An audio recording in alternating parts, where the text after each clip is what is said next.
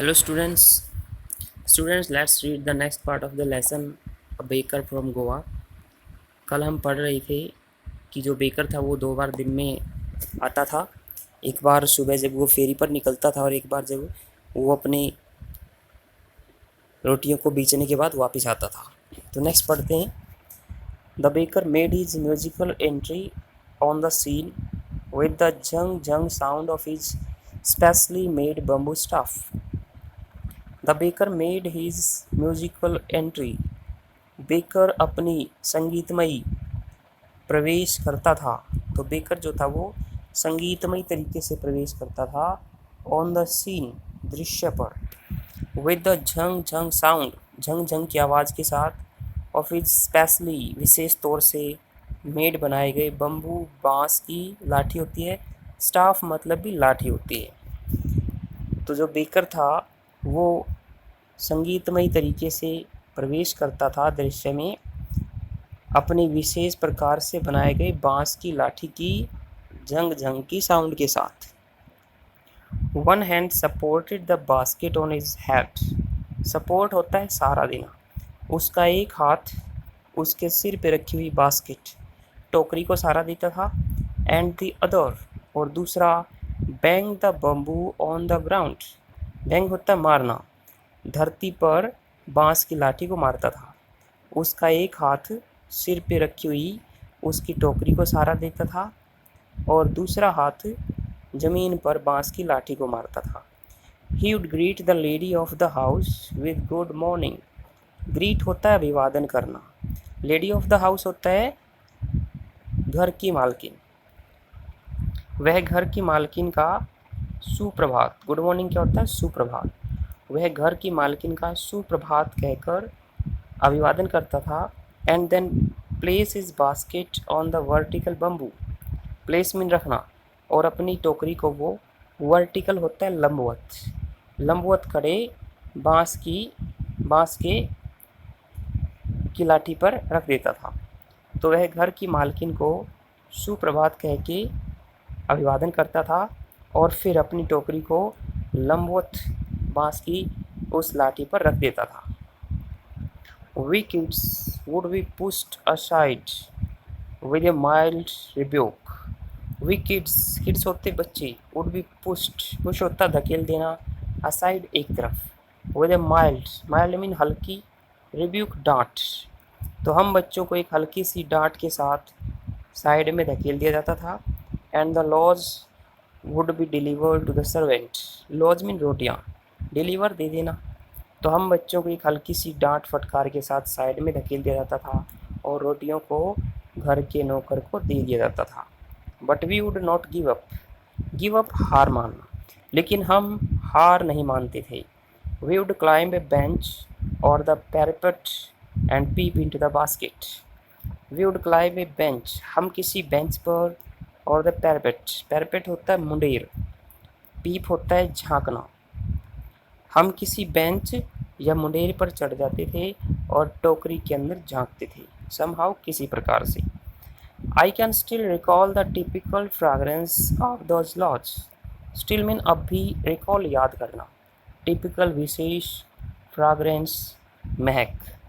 मैं अब भी उन रोटियों की विशेष महक को याद कर सकता हूँ। लॉज फॉर द एल्डर्स, कहता कि वो एल्डर्स, बड़ों के लिए रोटियां होती थी। And the bangles for the children, और बच्चों के लिए चूड़ियाँ होती थी। Then we did not even care to brush our teeth. Care होता है परवाह करना।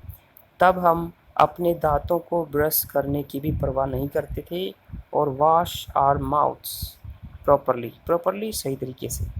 तो उस समय हम अपने दांतों को ब्रश करने और अपने मुंह को भी अच्छी तरह से धोने की परवाह नहीं करते थे। एंड वाई शुड वी, और हम क्यों करें? Who take the trouble, trouble परेशानी, कौन परेशानी उठाए? Of plucking the mango leaf, pluck होता है तोड़ना, आम के पत्ते को तोड़ने की परेशानी कौन उठाए? फॉर द टूथब्रश, तो दांतों की ब्रश के लिए प्रयोग करने के लिए आम के पत्ते को तोड़ने की परेशानी कौन उठाए? And why was it necessary at all? At all mean कुल मिलाकर, और कुल मिलाकर ये ज़रूरी क्यों था? कुल मिलाकर इसकी ज़रूरत ही क्यों थी? क्यों नहीं थी ज़रूरत उनको अपने दांत साफ करने की और मुंह धोने की?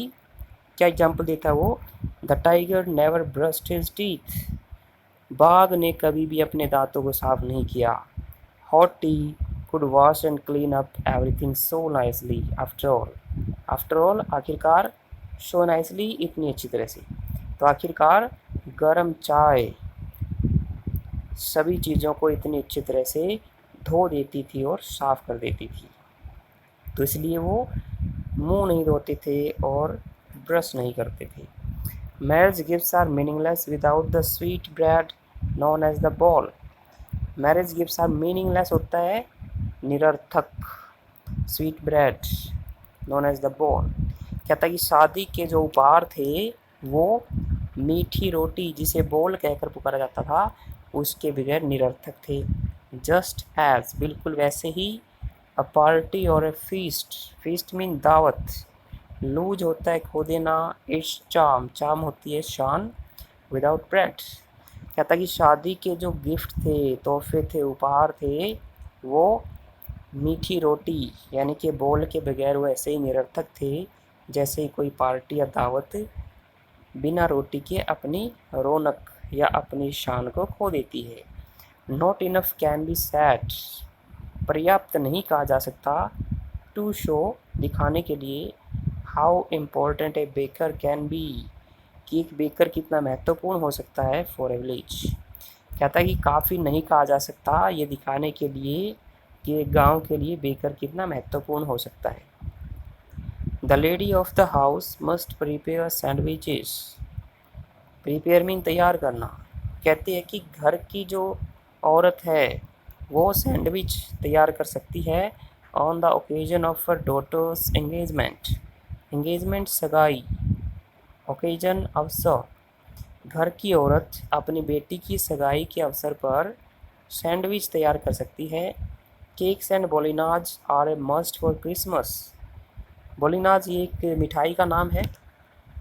कहती है कि केक और बोलिना मस्ट होता है बहुत आवश्यक होना। केक और बोलिना क्रिसमस पर बहुत आवश्यक होते हैं।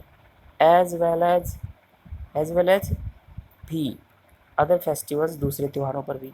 तो केक और बोलिना क्रिसमस और इसके साथ साथ दूसरे त्योहारों पर भी बहुत आवश्यक होते हैं। दस, इस प्रकार the presence of the baker's furnace in the village is absolutely essential.